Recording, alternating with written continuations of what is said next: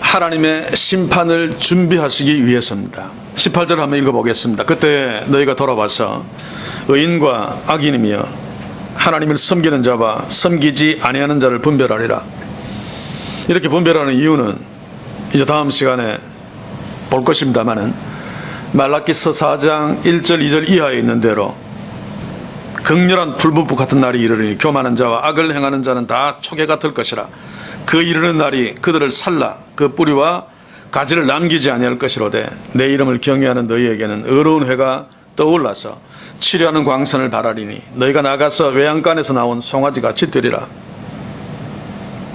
궁극적으로 하나님이 악인들을 심판하시는 이유는 끝까지 믿음을 지켜 의인들을 축복하시기 위해서입니다. 의인들에게 진짜 축복은 물론 하나님 나라에서 영생복락을 누리는 것입니다마는 그동안 악인들에 의해서 짓밟혔다. 수많은 억울한 일을 당하면서 그럼에도 불구하고 하나님을 향한 믿음을 놓치지 아니하고 믿음을 지켰던 이들에게 그 악인들을 심판하시는, 그들을 깨뜨려 버리시고 불태워 버리시는 바로 이것이 천국으로 들어가기 전에 하나님의 백성들에게 주는 선물입니다. 선물. 잔인한 것처럼 보여도 그게 하나님의 공이며 그것이 살아계신 하나님의 일하심의 증거죠. 바로 이것 때문에 말라기 시대에도 하나님은 의인과 악인들을 구별하시고 계십니다. 이 작업은 지금까지 계속되고 있죠. 그럼에도 불구하고 타락한 교회들은, 가짜 그리스도인들은 이것을 전혀 믿고 있지 않습니다. 그것은 하나님을 믿지 않는다는 증거죠. 말라기 시대에도 마찬가지입니다. 하나님이 없습니다. 그러니 예배도 없죠. 그러니 그들이 하는 짓들은 다 윗선에 불과합니다. 그래서 하나님께서 지난 시간 우리가 보았듯이 이스라엘 백성들에게 11조를 언급하신 것입니다. 이것으로 그들이 가지고 있는 이기심, 그것을 보게 하시고, 그래서 그 이기심에서부터 떠나서 모든 것이 다 하나님의 것입니다를 고백하는 참 예배 앞에 서도록 하기 위해 11조를 건드린 것입니다. 그러나 이스라엘 백성들은 여전히 자기밖에 없는 하나님의 백성으로서의 하나님과 자신의 그 관계, 하나님은 이들의 하나님이고 이들은 하나님의 백성이라는 그 관계보다 하나님과 전혀 아무런 관계도 없는 이방인들이라 할지라도 잘 먹고 잘 사는 것에 마음을 빼앗기고 있는 것입니다. 그래서 그런 그들의 관심 포명이 바로 오늘 14절 15절의 말씀입니다. 그들의 타락한 삶의 태도, 타락한 신앙 고백을 단적으로 보여주는 것이죠. 다시 말하면 14절 15절의 이 말들이, 이런 말을 하는 인생이 바로 18절에서 말하는 악인이며 하나님을 섬기지 않는 자이며 심판의 대상입니다. 그래서 오늘 우리는 이 14절, 13절, 14절, 15절의 내용들을 보면서 혹시 우리에게 이런 모습이 있지 않는가, 우리에게 이런 얼굴들이 숨겨져 있지 않는가를 살피면서 도전받아야 할 것입니다. 자, 먼저 13절을 지나 14절부터 먼저 보겠습니다. 함께 14절을 봅시다. 한번 읽어볼게요. 이는 너희가 말하기를 하나님을 섬기는 것이 헛되니 만군의 여호와 앞에 그 명령을 지키며 슬프게 해가는 것이 무엇이 유익하리요. 하나님을 섬기는 것이 헛되다라고 그들은 외치고 있습니다. 이 말은 하나님을 예배하는 것이 헛되다는 말입니다. 이 말은 하나님께서 명령하신 온전한 11조를 통해서 제사를 회복하는 것이 헛되다는 말이죠. 이들은 지금 온전한 11조로 예배를 회복하라는 하나님의 말씀에 정면으로 도전하고 있는 것입니다. 이들은 왜 살아계신 하나님의 이 명령, 이 말씀에 정면으로 도전하고 있을까요? 한마디로 얘기하면 우리가 포로에서 돌아와서 모든 것 다 제쳐놓고 하나님을 위해서 열심히 성전을 다시 지었고, 나름대로 굶어 죽는 판인데도 더러운 떡이나마 하나님께 올려놓고 성심성의껏 제사를 지냈는데 왜 우리는 못 사는가? 이방인들은 저렇게 잘 사는데 우리는 계속 왜 이렇게 어려움을 겪는가? 라고 하는 것에 대한 반발입니다. 사실 그들은 저는 짐승, 흠없는 짐승을 하나님께 바치고도 더러운 떡을 하나님께 드리고도 우리가 뭐 잘못했는가? 우리는 이런 상황에서 섬길 만큼 섬겼다 라고 큰 소리 쳤죠. 이 모든 것들은 하나님께 대한 불만입니다. 우리가 왜 이것밖에 안 되는가? 이런 말들은 결국 그들이 여전히 하나님을 별 볼 일 없는 존재로 여기고 있다는 뜻이죠. 이런 말을 하는 것이. 그들은 지금 한국교회처럼 하나님은 자신들을 축복하는 도구 정도로 여기고 있습니다. 이스라엘의 역사가 그렇습니다. 예수님 당시에도 마찬가지였습니다만 이 시대의 교회의 역사도 마찬가지죠. 하나님은 자신들을 행복하게 만들어주는 그냥 도구 정도입니다. 그래서 그들은 만군의 여호와 앞에 명령을 지키며 슬프게 행하는 것이 무엇이 유익하리요? 라고 하면서 하나님을 향해 콧웃음을 치고 있죠. 여기서 명령을 지키며 라고 하는 것은 가까이는 바로 앞에서 온전한 11조를 해서 예배를 회복하라 라고 하는 그 명령을 포함해서 하나님께서 이스라엘 백성들에게 주신 그 명령들, 율법이겠죠. 그것을 순종하는 것이 무슨 의미가 있는가 라고 하는 것입니다. 그리고 진정 슬프게 행하는 것, 이것은 하나님 앞에 하나님의 백성으로서 자신의 죄를 눈물을 뿌리며 회개하는 그것을 의미하는데 이게 무슨 유익이 있는가 라고 하는 말이죠. 무엇이 유익하리요? 라고 하는 것도 원문대로 보시면 내 몫이 얼마나 되나? 라고 하는 것입니다. 히브리어로. 내 몫이 얼마나 되나? 아무리 내가 하나님의 말씀에 순종하고 11조하고 눈물 뿌리며 회개해본들 내한테 돌아오는 목, 내한테 이익되는 것이 아무것도 없다라고 하는 거죠. 그러니 이런 것들이 무슨 소용이 있는가? 하나님을 섬겨봤자 나한테는 국물도 없으니 하나님을 섬기는 것은 헛된 짓이다 라고 하는 말입니다. 뒤집어 이야기하면 그들이 하나님의 말씀에 순종하고 하나님 앞에서 울며 회개하는 이 모든 것들의 목적은 하나님께로부터 자신의 몫을 챙기기 위한 거죠. 내 몫이 얼마나 되나 라고 하는 것 때문에 그동안 그 짓을 했는데 말씀에 순종하는 척하고 성전도 다시 짓고 했는데 내 몫이 없으니까 이제 이런 거 다 필요 없다 라고 하는 것입니다. 사랑하는 성도 여러분, 이들이 하나님을 섬기는 것이 헛되다라고 하는 것은 하나님의 자녀가 아무 소용없다는 거죠. 하나님의 자녀의 무용론입니다. 하나님의 자녀이면 무엇하느냐? 세상 사람들이 더 잘 사는데 나한테 아무런 유익이 없는데. 우리에게도 사실 이런 사고방식이 있습니다. 한국교회 흐름이죠.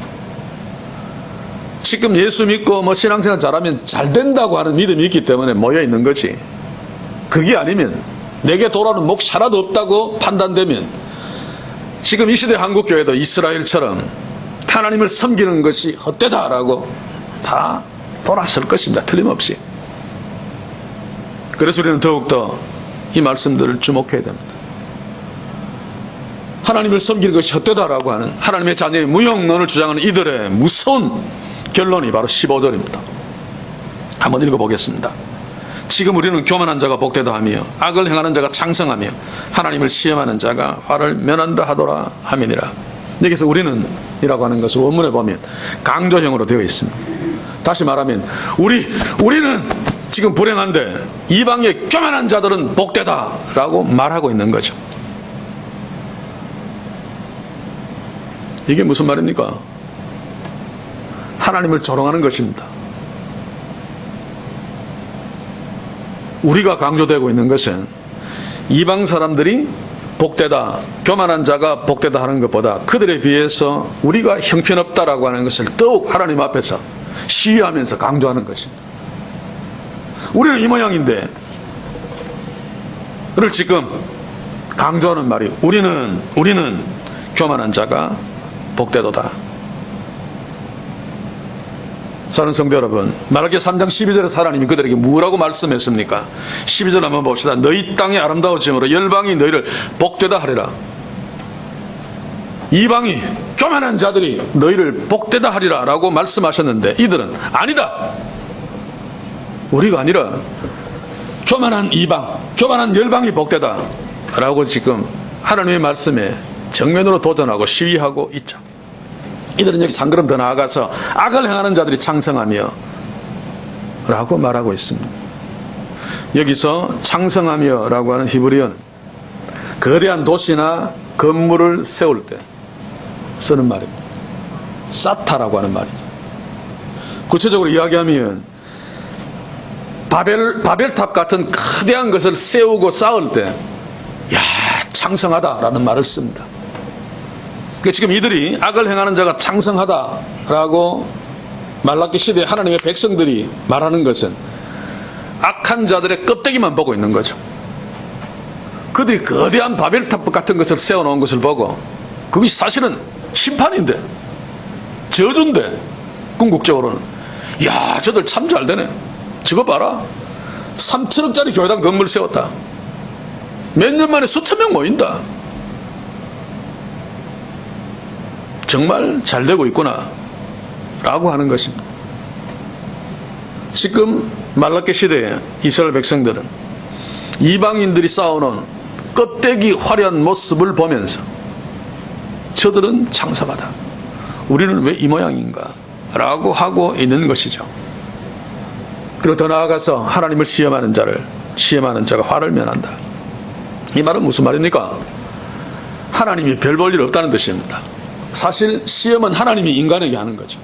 그런데 인간이 하나님을 시험하는데도 끄떡없으니까 하나님을 시험하는 이방인들, 바벨탑을 쌓은 그 잘 먹고 잘 사는 놈들이 하나님이다라고 하는 말입니다.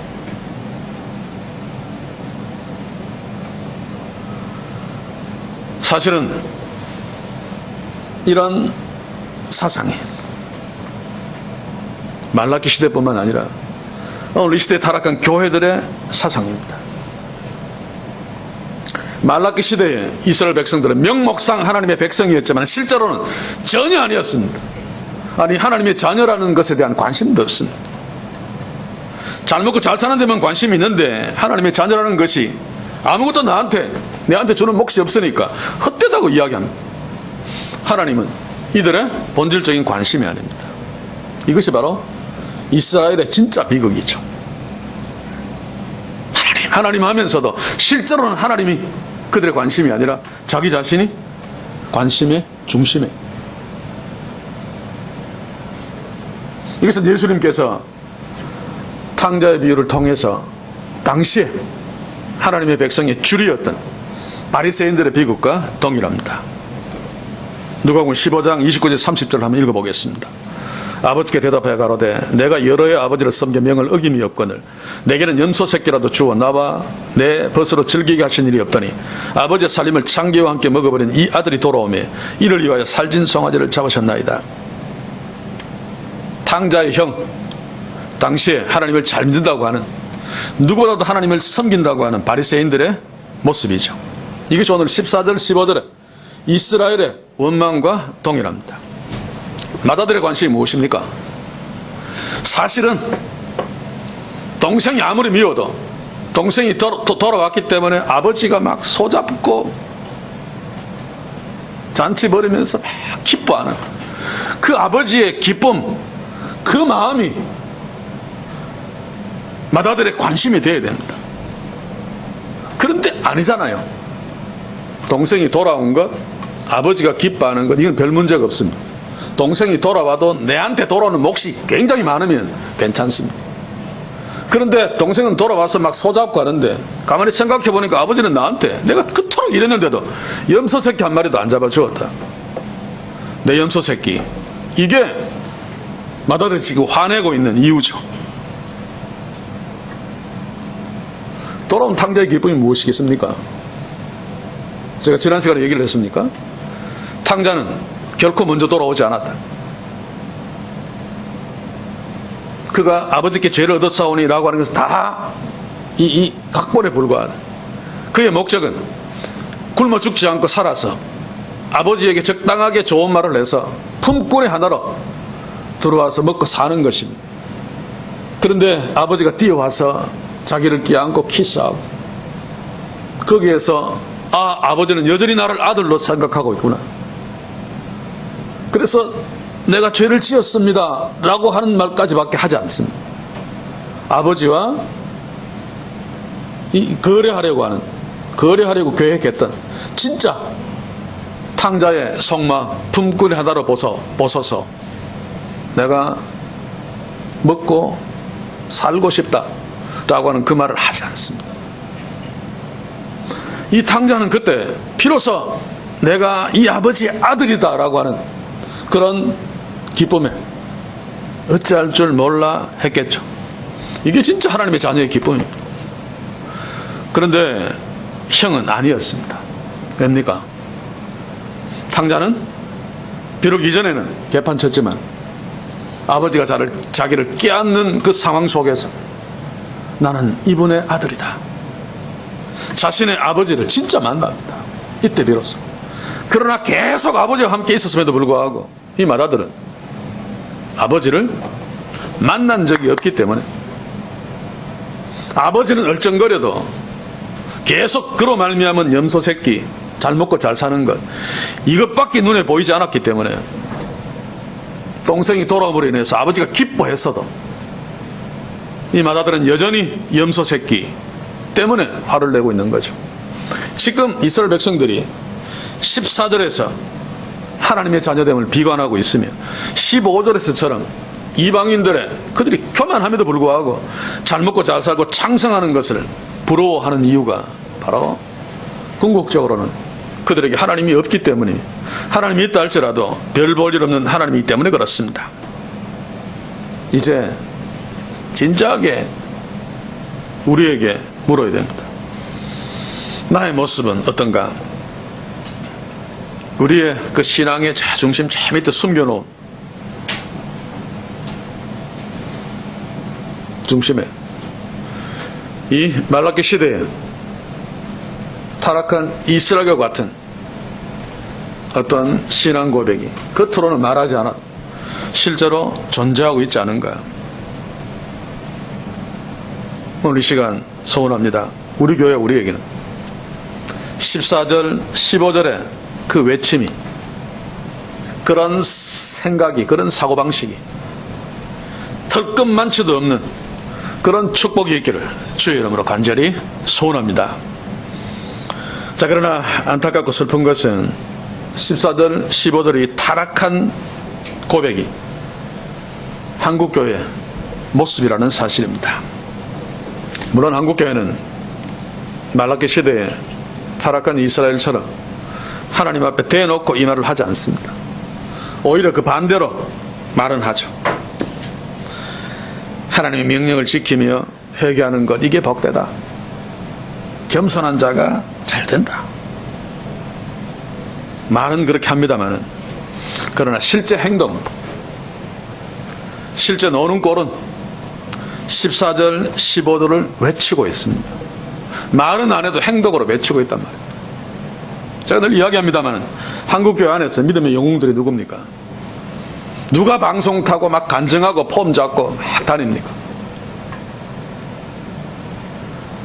다 세상에서 성공하고 출세한 사람들입니다. 그들이 아무리 반칙을 많이 했어도 교회 헌금 많이 하고 교회가 겉으로 커지는데 공헌을 했으면 믿음의 영웅이 되는 거죠. 그렇지 않습니까? 여러분, 교회마다 부흥회마다 간증하고 돌아다니는 사람 중에 죄송합니다마는 지게꾼이 노숙자가 비정규 노동자가 간증하고 다니는 거 봤습니까? 아무도 안 옵니다. 간증해도. 이게 바로 14절 15절에 내용을 몸으로 말하고 있는 한국교회 모습입니다. 한국교회에서 영웅 목사들은 누굽니까? 다 세상적인 기준에서 볼 때 바벨탑을 크게 쌓은 자들이 영웅입니다. 눈에 보이게 성공한 자들이 위대한 한국교회 최종들입니다. 이게 바로 14절 15절의 내용을 몸으로 외치고 있는 거죠. 말로는 하지 않더라도 교만한 자가 복되도다, 악을 행하는 자가 창성하도다 라고 하는 것을 실제로 말하고 있는 것이 한국교회입니다.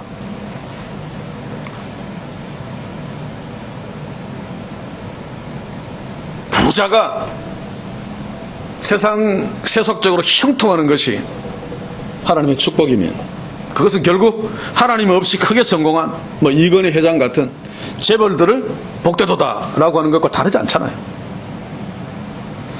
그들이 온갖 반칙을 하고 온갖 나쁜 짓을 하고 그랬더라도 지금 대단한 것을 이뤄놓고 대단한 것을 가지고 있으면 복되도다 라고 말하고 있는 것과 전혀 다르지 않습니다. 온갖 반칙, 심리전술, 다른 복음 등으로 거대한 교회 집단을 만들어내고 이단이라고 손가락질 받았어도 결과적으로 크게 만들어 놓으면 나중에는 고개 숙이며 같이 놀고 앉아있는 한국교회, 지금 교만한 자가 복되도다, 악을 행하는 자가 잘된다 라고 말하고 있는 것입니다. 이런 가치관으로 볼 적에 당시에 이스라엘이 11조를 속여서 도적질 하면서까지 잘 먹고 잘 살겠다는 것은 당연하죠. 교만한 자가 복되고 악을 행하는 자가 창성하며 라고 하는 것, 결국 그것입니다. 그래서 하나님께서는 이스라엘 백성들에게 11조를 들먹인 거죠. 너희들의 신앙의 중심을 다시 한번 살피도록, 하나님과 어떤 관계에 있는가, 너희들이 정말로 하나님의 기쁨이냐, 너희들의 기쁨이 정말로 하나님이냐, 11조를 통해서 한번 확인해 보라라고 하는 것입니다. 14절 15절 고백대로 염소 새끼의 가치관을 두고 산다면 하나님과의 관계 회복의 관건이 되는 온전한 11조는 그들에게 중요하지 않는 것이 되고 맙니다. 차라리 그 속에서도 자기 염소 새끼를 챙기는 것이 훨씬 더 나은 것이 되겠죠.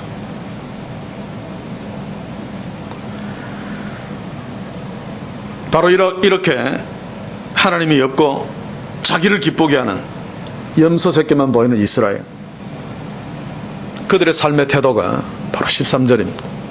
이게 우리의 태도가 아니기를 소원합니다. 13절을 한번 읽어보겠습니다. 여호와가 이르노라, 너희가 완악한 말로 나를 대적하고도 이르기를 우리가 무슨 말로 주를 대적하였나이까 하는도다. 자, 이것은 이미 앞에서 여러 번 본 것이죠. 하나 예를 들면 말라기서 1장 6절에서 7절을 한번 봅시다. 내 이름을 멸시하는 제사장들아, 나 만군의 여호와가 너희에게 이르기를 아들은 그 아비를, 종은 그 주인을 공경하나니 내가 아비일진대 나를 공경함이 어디 있느냐, 내가 주인일진대 나를 두려워함이 어디 있느냐 하나 너희는 이르기를 우리가 어떻게 주의 이름을 멸시하였나이까 하는도다. 너희가 더러운 떡을 나의 단에 드리고도 말하기를 우리가 어떻게 주를 더럽게 하였나이까 하는도다. 이는 너희가 주의 상은 경멸히 여길 것이라 말함을 인함이니라. 자, 지금 이스라엘이 하나님께 엄청난 죄를 저지르고 왔죠. 우리가 말라기서 앞에서 계속 본 대로. 그런데 문제는 이들이 자신이 하나님께 무슨 짓을 했는지 모르고 있습니다. 하나님을 경멸한 것, 그거 참 심각한 문제입니다만 그것보다 더 심각한 것이 하나님을 경멸하고 멸시하고 하나님께 범죄했음에도 불구하고 우리는 전혀 그런 짓 하지 않았다라고 생각하는, 이게 진짜 문제죠. 바로 무지 때문입니다. 한국교회가 그렇지 않습니까? 세계에서 하나님이 가장 기뻐하시는 교회가 한국교회다고 지금도 이야기하고 있습니다. 하나님이 예수님이 재림하시면 서울에 재림할 거다라고 이야기하고 있습니다. 대한민국이 새 이스라엘이라고 이야기하고 있습니다. 아직도 이게 문제죠. 이게 타락한 교회보다 타락한 교회들이 자신이 타락했다는 사실을 모르고 있는 것이 더 문제입니다. 만약에 자신이 범죄했다는 사실을 그래도 안다면 그래도 회개할 기회가 생기는데 우리는 잘못한 게 전혀 없다. 우리는 하나님을 경멸하지 않았다. 우리 할 만큼 했다. 네가 잘못했지 라고 한다면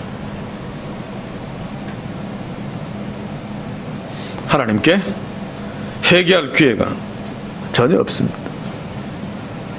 그들은 이런 무지 때문에 오히려 하나님의 말씀을 전하는 선지자를 향해서 화를 내었죠. 우리가 큐티하고 있습니다만 역대를 보시면 수많은 유다의 왕들 중에 진짜 하나님의 선지자는 감옥에 가두어버리고 죽여버리고, 이것이 바로 작금의 한국교회의 모습 아닙니까?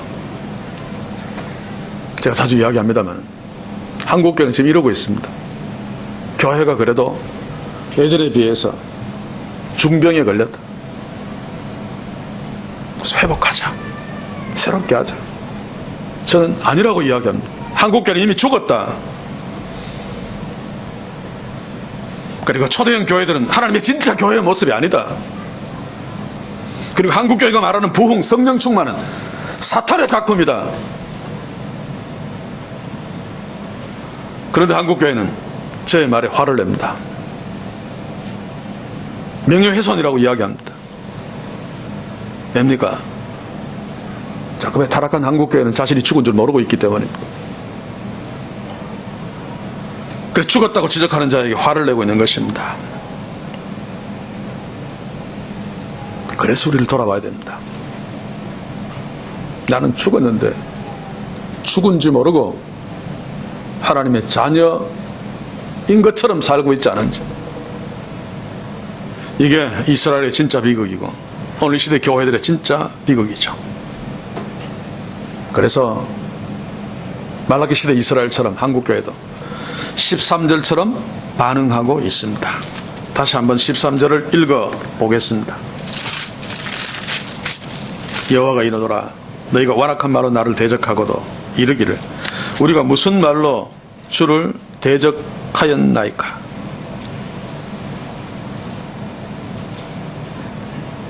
하나님께 잘하고 있다는 것입니다. 교회당도 이렇게 크게 지어놓은 최고급 악기로 수십억짜리 하나님 이렇게 예술적으로 찬양하고 있는데 우리가 무슨 하나님을 괴롭게 했고 우리가 어떻게 죽었느냐, 그렇게 말하고 있는 거죠. 사랑하는 성도 여러분, 죽어버린 거대한 고래가 바닷물에 둥둥 떠내려가듯이 죽어버린 한국교회 세상의 시류를 따라 흘러가고 있죠. 전혀 거스르지 못하고 있습니다. 저는 대한민국 국회가, 정부가 그 이전부터 장로 대통령 때부터 그 이전부터 지금까지 계속 이 판인 것은 교회가 시류를 거슬리지 못하고 죽어 있기 때문에 똑같이 그 죄악된 시류를 따라 흘러가고 있죠. 오히려 죽은 이 세상에 박수를 받고 그들의 인정을 받으려고 몸부림을 치고 있습니다. 그러니 이 나라가 하나님의 기쁨이 될 리가 없죠. 그래서 우리는 이제 말라기서 마지막 부분에 다음 시간까지 있습니다만 다시 한번 한국교회와 우리가 그 속에 있기 때문에 우리를 놓고 하나님의 마음 앞에 서야 합니다. 우리는, 우리 교회도 타락한 이 세속 시위와 함께 사실은 흘러가고 있지 않은 것. 거스려야 됩니다. 그렇죠? 거스름의 극치가 순교 아닙니까? 거스려야 됩니다. 거스리면 힘이 들고 어렵습니다만, 그러나 그것이 살아있다는 증거입니다. 큰 고래와 함께 붙어서 그냥 흘러내려가면 참 편하고 수많은 경치도 보면서 노래 부를 수 있어도 그것은 죽었다는 증거입니다. 죽었다는. 우리 교회는 죽은 큰 고래와 함께 그냥 탱자탱자하면서 썩은 바닷물을 따라 흘러가는 교회와 우리가 아니라 살아있는 능력의 말씀으로 우리 속에서 역사하시는 성령의 일하심을 통해 이 물들을, 이 썩은 물들을 거스러 올라가는 그런 복된 교회, 복된 우리이기를 소원합니다. 이러려면은 살아계신 하나님 앞에 서야 됩니다. 주의 말씀 앞에 서야 됩니다. 죽은 자를 살려내는 주의 말씀 앞에 날마다 서야 됩니다. 그래야지 죽어가는 우리도 살려낼 수 있고 죽은 세상도 죽은 교회도 살려낼 수 있는 하나님의 말씀을 맺혀낼 수 있기 때문이죠. 사랑하는 성도 여러분, 우리와 우리 교회는 눈에 보이지 않지만 우리가 읽어낼 수 있는, 그래서 이해하고 깨닫고 생각할 수 있는 주의 말씀을 통해 살아계신 하나님 앞에 서서 시대를 거스릴 수 있는 그런 축복이 있기를 주의 이름으로 간절히 소원합니다. 자, 그런가 하면 말라기 시대에 사악한 자들이 판을 치는 세상 속에 하나님을 경외하는 자들이 있었다는 사실입니다. 나도 그게 16절 이하입니다. 16절 한번 읽어봅시다. 그때는 15절과 같은 작태들이 그 시대를 지배하고 있는 그때에 여호와를 경외하는 자들이 피차에 말하며 여호와께서 그것을 분명히 들으시고 여호와를 경외하는 자와 그 이름을 존중히 생각하는 자를 위하여 여호와 앞에 있는 기념책에 기록하셨느니라. 이 말을 오늘로 친다면은 수천억 들여 교회 건물을 짓고 수많은 사람들이 모이는 교회를 부흥하는 교회다, 축복받은 교회다 라고 말하는 상황 속에서도 세상에서 출세하고 부자되고 그런 껍데기만 보고 믿음의 영웅이라고 치겨 세우는, 하나님이 축복하셨다고 말하는 그런 교회 가운데서 그럼에도 불구하고 진짜 하나님의 축복, 눈에 보이지 않는 귀중한 그것들을 붙들고 하나님과 동행하는 교회와 성도들, 이 시대에 있는 것처럼 그 타락한 말라기 시대에도 하나님을 경외하는 자들이 있었다는 것입니다. 그때에 여호와를 경외하는 자들, 이들은 바로 하나님께서 남겨두신 남은 자들입니다.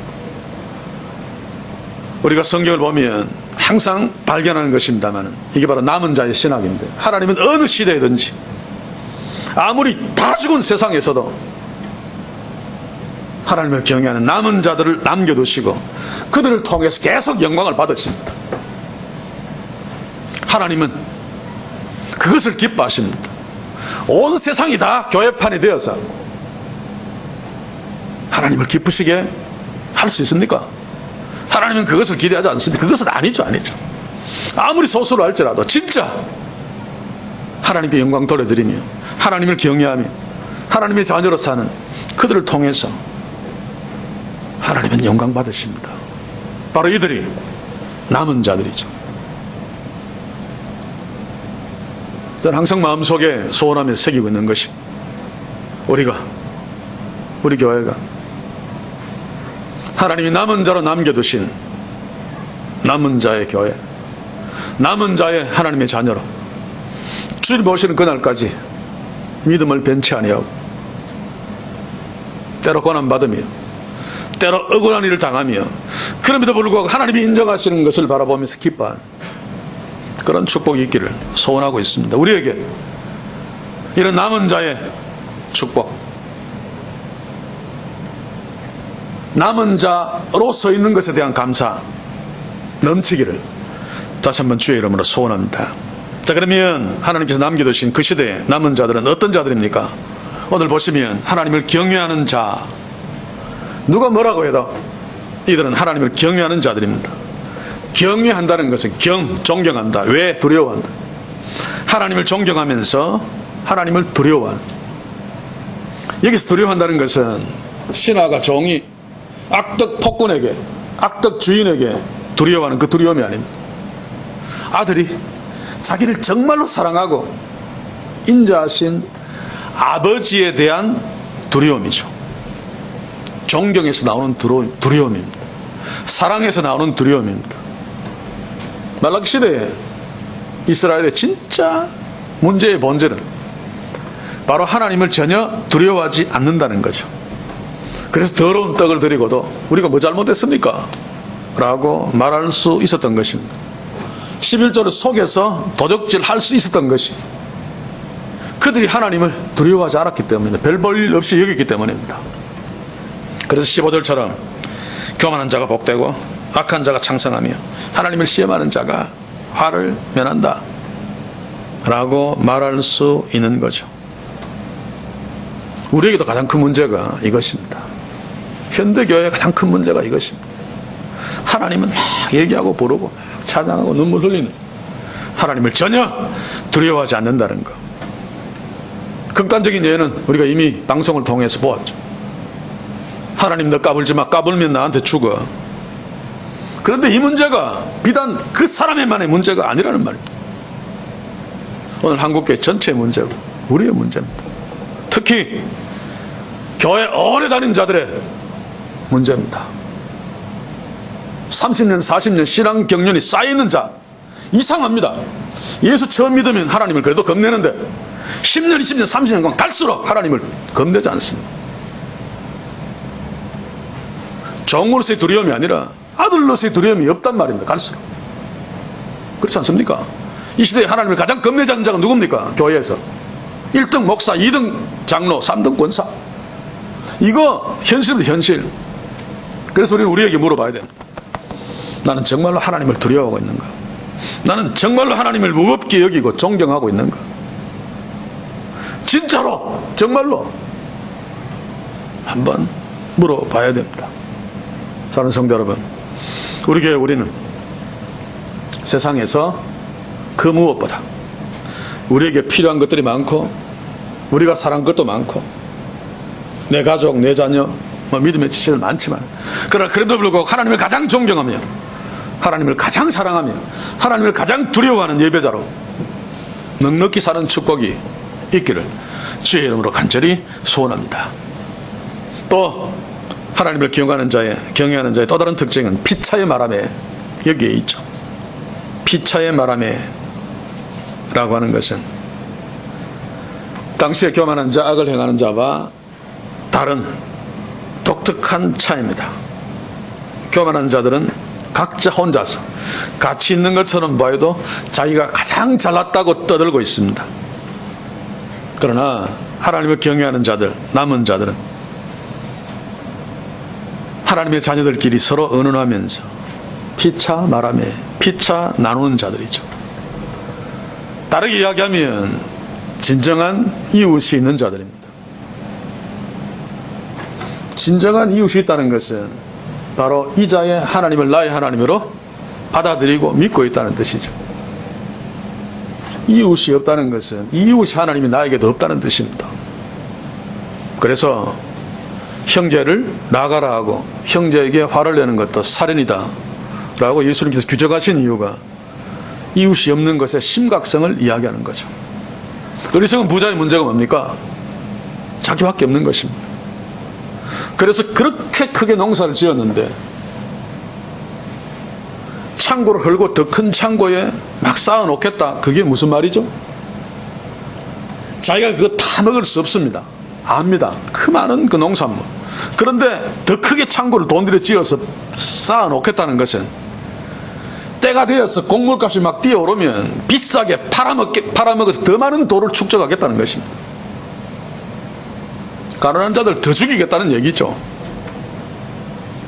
철저하게 이웃이 없는 모습. 이게 우리의 모습이면 안 됩니다. 그러나 이게 지금 이 세상의 모습이고 또 교회들의 모습이죠.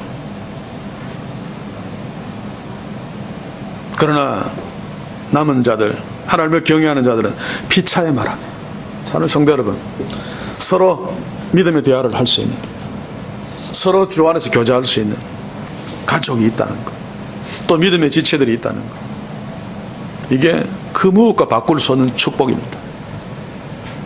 이 축복을 우리가 가볍게 여기지 않는, 그래서 피차에 하나님을 경외하는 내용들을 서로 나누며 이야기하고 말하는 그런 진짜 축복이 우리 교회 공동체와 우리의 가정들에 넘치기를 주의 이름으로 간절히 소원합니다. 자, 그런데 더 큰 복은 경외하는 자들이 서로 피차에 말하며 나누는 것을 하나님께서 들으신다는 것입니다. 본문에 보니까 여호와께서 그것을 분명히 들으시고, 그 말인데 원문에 보면 그것을 이라고 하는 목적은 없고, 그래도 앞에서 얘기한 거죠. 분명히라고 하는 것은 의역입니다. 주의를 기울여, 이런 것은 원문대로 그냥 번역하는 것이 나은데, 그렇지? 지금 믿음의 사람들, 하나님을 경외하는 자들이 피차 말하는 거, 하나님이 주의를 기울여서 들으시고 거기서 끝나지 아니하고 기념책에 기록하신다 라고 말하고 있습니다. 자, 기념책에 기록한다는 말도 신인 동력론적인 표현이죠. 전능하신 하나님은 어떤 기억을 위해서 기념책에, 무슨 책에 기록할 필요가 없습니다. 그렇지? 실제로 생명책이 있겠습니까? 하나님께서는 책이 필요 없습니다. 그러나 그럼에도 불구하고 이런 표현들을 한 것은 주의 자녀들이 피차 하나님의 일들을 나누는 그 말 한마디도 하나님이 하나도 그냥 흘려보내지 않겠다. 다 기억해서 축복하겠다. 내가 너희들을 그만큼 관심을 갖고 있어. 말 한마디도 잊지 않기 위해서 다 기록하고 있단 말이야. 이게 하나님을 경외하는 자의 축복입니다. 하나님이 한마디도 놓치지 않기 위해서, 그 전능하신 하나님이, 전지하신 하나님이 기념책에 그 말들을 기록할 정도로. 자, 그렇다면 하나님께서 이 남은 자들, 하나님을 경외하는 자들 왜 이토록 신경 쓰고 돌아보십니까? 그 이유가 17절에 있죠. 하나님의 특별한 소유이기 때문에 그렇습니다. 하나님이 너무너무 아끼는 하나님의 자녀이기 때문에 그렇습니다. 여기에서는 미래형으로 표현되어 있습니다만, 결국 하나님께서는 하나님의 남은 자들, 하나님을 경외하는 자들을 특별히 소유하시기 위해서 독생자 예수 그리스도를 십자가에 매달아 죽이셨습니다. 그래서 우리가 당시에 하나님을 경외하는 자들도 마찬가지입니다만 하나님의 특별한 소유가 되었죠. 베드로전서 2장 9절을 봅시다. 오직 너희는 택하신 족속이요 왕같은 제사장들이요 거룩한 나라요 그의 소유된 백성이니. 바로 이것이 오늘 하나님의 특별한 소유를 삼을 것이다 라고 하는 것의 성취입니다. 십자가를 통해서 하나님께서 남은 자들을 이렇게 특별하게 소유로 삼으신 까닭은 아끼기 위해서입니다. 그래서 이스라엘 백성들이 보기에 가장 적절한 표현, 아버지가 그의 아들을 아끼는 것처럼 내가 남은 자들을 아끼겠다. 하나님은 시대를 거스리고 수많이 타락한 자들이 눈에 보이는 축복을 축복으로 여기며 악을 행해도 잘 사는 것이 장땡이다. 교만해도 형통하는 것이 최고다. 하나님 이거 기뻐하잖아. 그러니 축복하잖아. 예수님 당시에 부자들은 하나님이 축복해서 그렇다. 그래서 부자들은 천국 간다. 근데 예수님은 부자가 천국 가기 낙타가 바늘구멍으로 찌라하는 것보다 더 어렵다고 이야기하는데, 오늘 이 시대 교회들을 보십시오. 얼마나 부자들을 축복하고 난리를 치고 있습니까? 기가 막혀도 이렇게 기가 막힐 수 없습니다. 저는 부자를 탓하자는 것이 아닙니다. 하나님의 말씀에 비추어서 하나님이 주신 부로 청지기 노릇을 하는가, 그러면 그것은 복된 거죠. 대부분 아니잖아요. 대부분 그럼 반칙하잖아요.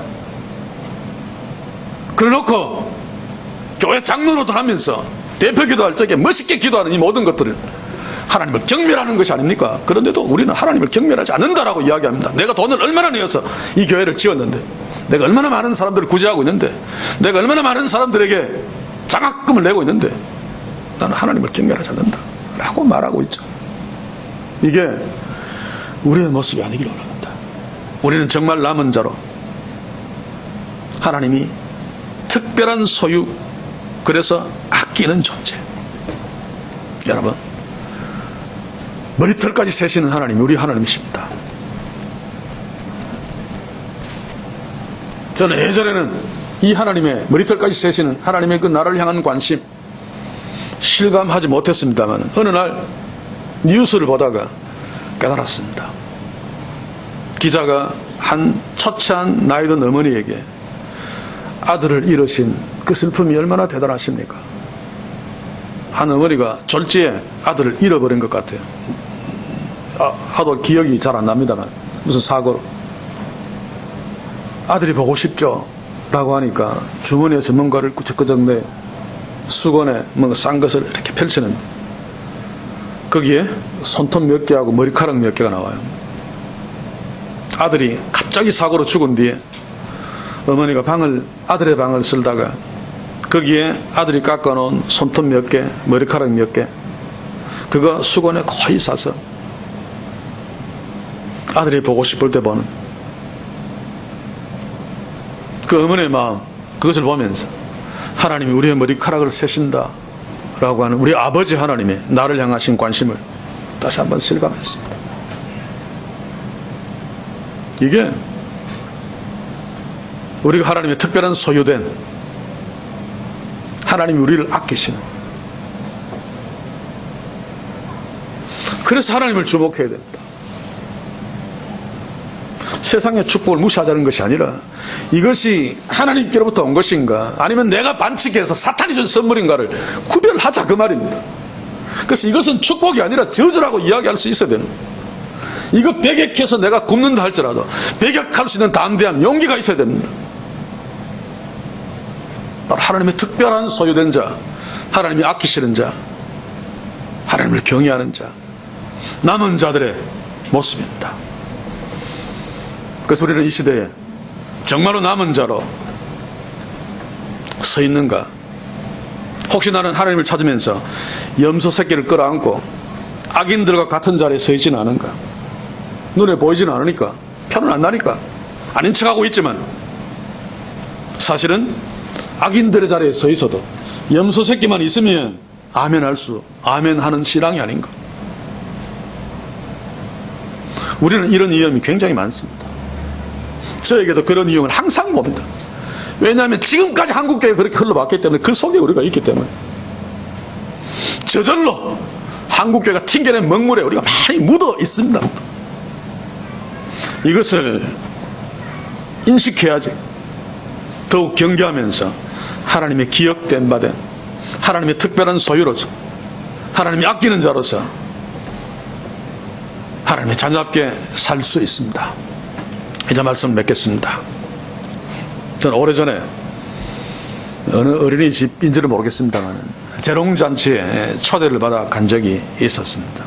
우리 애들한테 그때는 내가 못 갔는 것 같아요. 그래서 희민이 엄마한테 막 온갖 핀잔을 많이 들었는데 갔는가 안 갔는가 기억이 가물가물합니다만 어린이 재롱잔치에 가서 보니까 무대도 나름대로 화려하게 꾸며놓고 조명도 있고 어린아이들은 막 이렇게 막 선녀 같은 옷을 입고 화장도 사고 그 뒤에 이렇게 이제 무대에 나오기 전에 모습들 보면 차례차례 너무너무 행복해요. 저는 목사이기 때문에 그런 어떤 질문들을 혼자서 하죠. 쟤들이 행복해하는 진짜 이유는 무엇일까? 관심을 가지면서 유심히 봤습니다. 무대에 막 올라가니까 뒤에서 하는데 보니까 다 엄마 아빠들이죠. 그 엄마 아빠들이 누구한테 박수 치겠습니까? 자기 아이 말고 다른 사람한테 애들한테 박수 아닙니다. 다 자기 애들 보고 애들도 자기 엄마 아빠가 박수 치는데 거기에 막 제가 그것을 보면서 야, 이 아들의 얘들의 진짜 기쁨은 화려한 조명이 아니고, 좋은 화려한 무대가 아니고, 예쁜 옷이 아니고, 엄마 아빠가 나를 보고 박수 쳐준다. 이게 이들의 진짜 기쁨이구나. 그러면서 나의 진짜 기쁨은 뭐지라고 물었습니다. 한국에는 아니잖아요. 화려한 무대만 있으면, 번쩍거리는 조명만 있으면, 옷만 화려하게 입으면 하나님의 축복이라고 이야기하고 있지 않습니까? 하나님이 보든 안 보든, 나를 인정해 주든 인정해 주지 않든 상관없이 나만 화려하고 대단하고 사람들만 나한테 박수치면 하나님이 나를 축복하셨다. 이게 우리의 사고방식일 수 있습니다. 이게 우리의 가치관일 수 있습니다. 거스려야 됩니다. 눈에 보이지 않는 하나님을 볼 수 있어야 됩니다. 그래서 하나님이 자신을 계시하신 주의 말씀밖에 하나님을 볼 수 있는 길이 없습니다. 하나님을 보지 못하면, 하나님 앞에 서지 못하면 우리는 연약하여 화려한 무대, 화려한 의상, 화려한 조명에 마음을 빼앗길 수밖에 없습니다. 매일매일 하나님의 말씀 앞에 서지 않으면, 어제 하나님의 말씀 앞에 섰다가도 오늘 화려한 세상에 내 마음을 빼앗겨버립니다. 하나님은 온데간데 없어져 버립니다. 그러면 말라기 시대 이스라엘 백성과 똑같이 말은 그렇게 안 해도 교만한 자가 복되다, 악을 행하는 자가 창성한다 라고 마음속으로 외치면서 나도 그렇게 살고 싶어 한단 말입니다. 그게 저주고 그게 죽는 길인데, 사랑하는 성도 여러분, 우리는 하나님의 특별한 소유입니다. 우리는 하나님이 아끼는 자입니다. 나는 그것 때문에 행복해하고 있습니까? 어린아이가 엄마 아빠가 보고 박수 쳐주는, 나를 인정해주는 그것 때문에 행복해하면서 막 율동을 하듯이 우리는 하나님의 자녀라는 사실 때문에, 하나님이 우리를 주목하고 우리를 특별한 소유 삼으시고 우리를 아끼신다는 이유 때문에 기뻐하고 있는 거예요. 또 우리 교회는 이 땅에서 유명한 교회, 큰 교회, 몇 년 만에 수천 명 모으는 그런 교회는 아닐지라도 하나님이 인정하시는 남은 교회이기 때문에 기뻐하고 있는 거야. 나는 지금 내 인생 가운데서 무엇 때문에 기뻐하고 있는가, 무엇이 나의 가장 큰 기쁨인가 질문하면서, 내가 하나님의 자녀이기 때문에, 내가 하나님의 특별한 소유이기 때문에, 하나님이 나를 아끼시기 때문에, 나는 하나님이 가장 귀하게 여기는 남은 자이기 때문에 기뻐하는, 행복해하는 그런 축복이 주님 오시는 그날까지 우리에게 날마다 끊이지 않고 넘치기를 주의 이름으로 간절히 소원합니다. 기도합시다. 저요, 우리는 타락한 세상 가운데, 타락한 교회들 가운데 살고 있으므로 자칫 우리도 타락했음에도 불구하고, 죽었음에도 불구하고 그것을 알지 못할까 두렵습니다. 그럼에도 불구하고 하나님께서 우리를 남겨두시고 우리를 특별한 소유 삼으셨다는 사실을 말씀을 통해 알게 하시고, 우리를 특별히 아끼시는 것을 우리로 깨닫게 하셔서 하나님 앞에 신실하게 서려고 애쓰는 남은 자이며 살아있는 주의 자녀임을 믿습니다. 오나 없기는. 그럼에도 불구하고 우리가 연약하고 어리석고 나태해서 때로 하나님을 놓칠까 두렵사오니 주 성령에 도우셔서 적어도 우리는, 적어도 이 교회는 하나님의 그 말씀 앞에 서서 살아계신 하나님을 놓치지 아니하므로 이 시대를 거스리며 하나님의 뜻을 이루며 하나님의 귀한 도구로 서서 마지막 때에 하나님의 영광을 드러내는, 하나님이 통치하시는 공동체, 하나님이 통치하시는 한 사람 한 사람으로서는 축복을 허락해 주시옵소서. 예수님의 이름으로 기도하옵나이다. 아멘. 주여 축복하옵소서.